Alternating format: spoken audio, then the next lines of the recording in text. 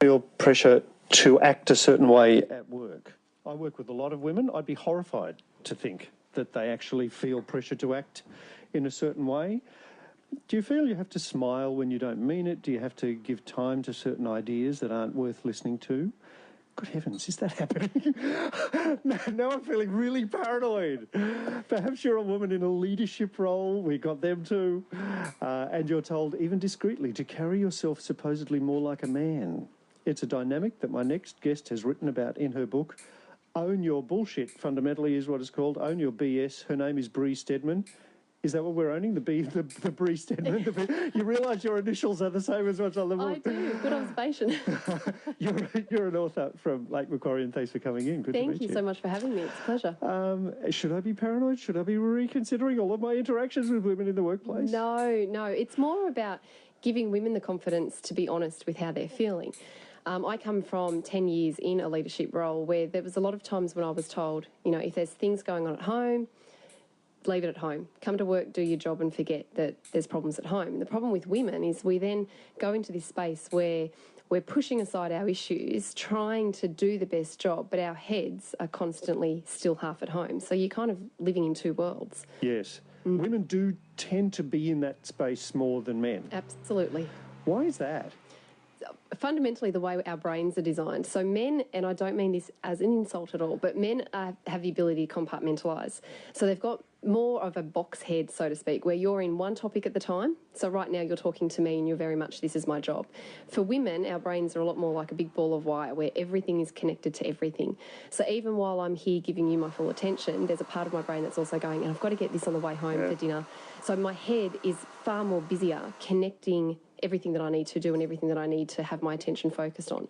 So we get. Does that work? No, it's very confusing. And this is what I was talking about. When I say own your BS, when I was in this leadership role in particular, I would be having issues at home and I would be told by uplines, if there's things going on, there are people that look up to you. So your job is to leave the issues at home, put a smile on your face and show up, fake it till you make it, pretend that everything is okay, because that's what's going to inspire the women that you work with. And that it caused a complete and utter breakdown for me. And I ended up feeling like such a fake because I was presenting myself as one person in one space and then a completely different person elsewhere. It's also kind of it's symptomatic of a workplace that's saying, yes, we have women here. Look at all these women.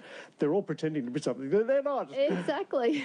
So that's the bullshit you're talking about. Yes, yeah. And sort of just giving women permission to recognise that if they're going through an issue, it's okay to firstly admit that there's an issue going on, find someone safe that you can speak to, and give yourself space to work through it without bottling it up.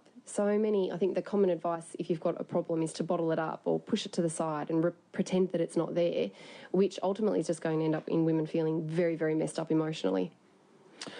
Is it too broad a brush to say? I mean, surely there are men who are like this too. Absolutely. There are men who are thinking about school and kids and there's this exam coming up and they're not coping and what's my wife doing at this moment? And yes. You're not being sexually stereotyping here? No, not at all, because I think we can generalise just about everything.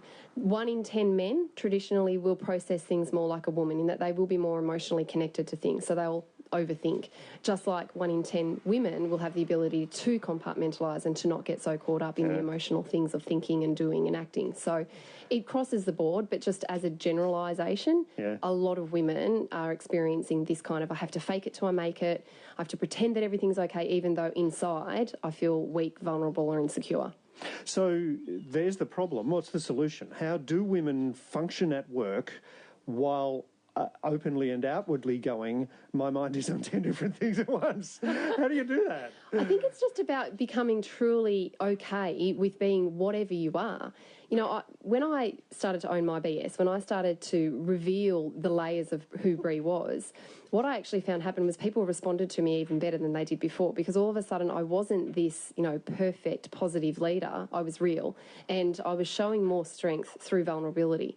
So for women who are feeling like they're getting caught up in pretending to be something they're not, start giving yourself permission and space to look at what you're feeling, look at what you're thinking, look at what you're experiencing, and then open up to people that you trust first, and then gradually you'll build the experience and the confidence to share that outward. Does it also mean you have to go, I'm in a particular frame of mind today because there's a whole bunch of stuff that I'm also dealing with at home, and you just say, Acknowledge say that? it. Yeah. Yeah. Quite often, I always say that your head talk is a little bit like a child. So the more you try and ignore it, the more you try and ignore a child who wants your attention, what happens? They get louder, they get more disruptive, they try and get your attention in any way, shape or form. And your negative thoughts that are connected to all of the situations that you're trying to juggle are exactly the same. So the more you push it to the side and pretend that it's not a problem, the louder the problem is going to be. Yes. So the idea of Own Your BS is to give yourself permission to go, okay, this is exactly what I'm thinking, this is what I'm feeling and experiencing. What can I do with this situation right now to bring back control? What can I push to the side for later, knowing that I will address it later, I'm not just going to dismiss it? And then how do I direct my attention to where my focus needs to be, which if you're at work, it's work. If it's being a mum, it's being a mum. I remember watching The West Wing, which is my source not only of all American political background, but also economic and possibly world geopolitical. All kinds of The West Wing. But one of the things, they're trying to paint the picture that Jed Bartlett, the president in the West Wing, is a remarkable man who is empathetic and he does all these things. Whenever he's walking past people, he'll always know the question to ask, oh, how's the kids going? You know, there was this problem with the blah, blah, blah. I don't know whether Barack Obama was like that. I suspect Donald Trump is not like that. But is that something that as a man in the workplace you also have to be, even if you are compartmentalising, you also have to be cognizant of all of the other things that are going on in your co-workers' minds? I think it comes down to empathy.